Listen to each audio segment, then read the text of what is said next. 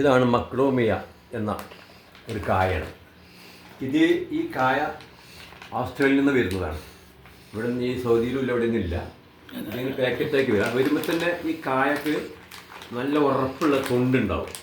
അതിൽ നിന്നും ആ പരിപ്പ് എടുത്ത് കഴിക്കാറുള്ളത്. ഈ പരിപ്പ് കഴിക്കുമ്പോൾ തന്നെ ഇതിൻ്റെ കൂടെ ഒരു ക്ലിപ്പുണ്ട്.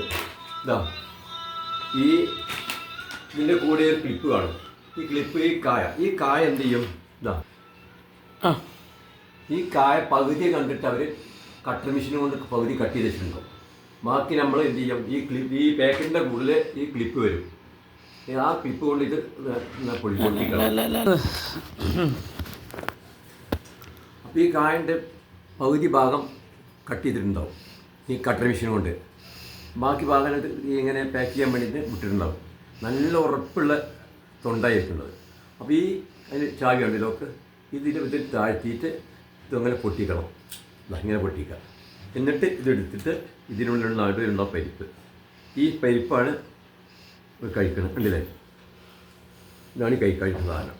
ഇത് നല്ലൊരു പാലും പഞ്ചസാരയും കൂട്ടി കഴിക്കുന്ന അതേ ടേസ്റ്റ് അതുണ്ടാവുക.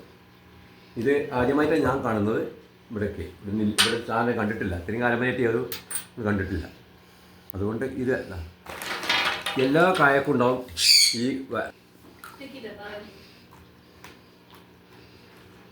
നല്ല ടേസ്റ്റാണ്. പഞ്ചസാരയും പാലും കൂട്ടി അതേ രുചിയാണ്. അതിൻ്റെ ടേസ്റ്റാണ്.